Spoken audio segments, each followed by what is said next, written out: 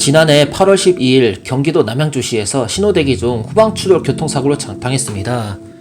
사고로 인해 트렁크와 범퍼가 찌그러지고 파손된 것은 물론 충격으로 앞으로 밀려 앞범퍼도 내려앉았죠. 수리는 순조롭게 진행됐고 차체 수리비는 대략 한 280만원 정도 나왔습니다.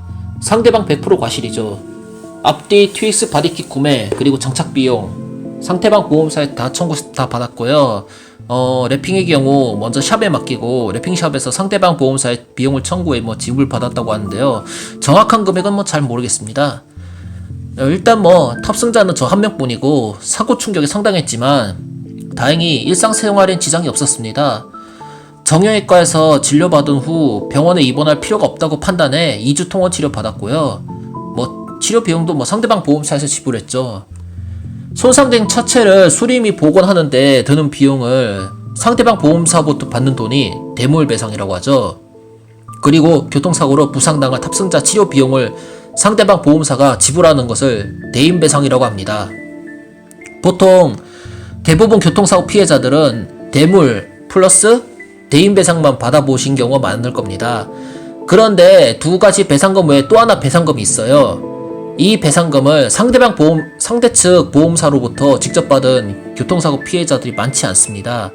그 배상이 뭐냐? 바로 경락손해보상입니다. 교통사고로 차량 프레임 등이 꺾이거나 찢어지는 등 손상이 있는 경우에는 수리를 해도 흔적이 남고, 그리고 사고 전보다 아무래도 강성등이 떨어지게 마련입니다. 이런 경우 중고차로 판매해도 사고차로 분류되어서 매입 시세가 크게 낮아집니다. 제가 사고 후에 아는 중고차 딜러분께 차량 손상된 사진하고 영상 보여주면서 매입 시세가 얼마나 낮아지는지 궁금했는데요. 그 딜러 말로는 대략 한 100에서 150만원 손해본다고 말씀했습니다. 제 차를 중고차로 판매할 때 사고 전보다 100에서 150만원 손해보고 팔아야 된다는 것이죠.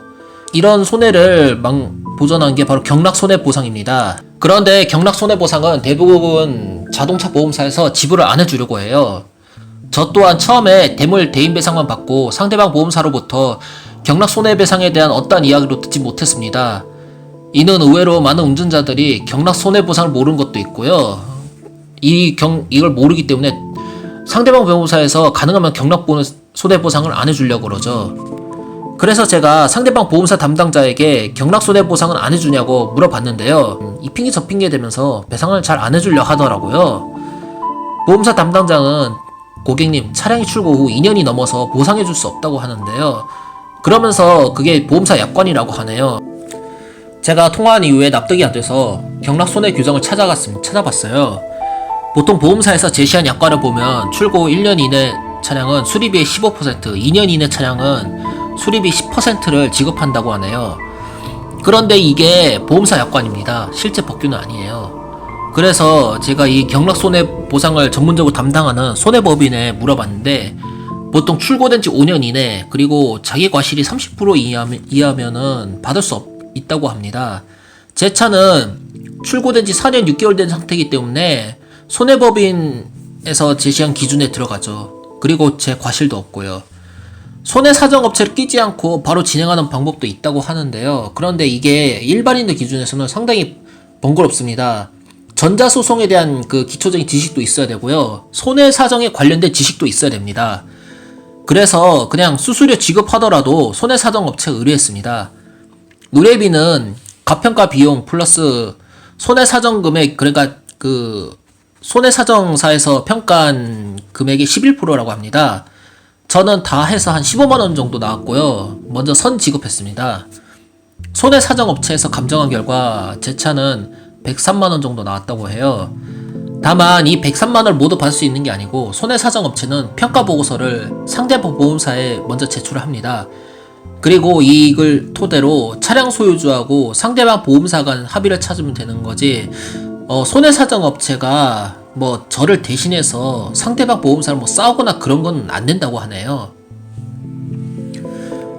아무튼 이 감정서를 토대로 상대방 보험사에서 검토를 했나봐요. 검토를 해서 상대방 보험사가 제가 의뢰한 손해사정업체에다가 70만원을 제시했답니다.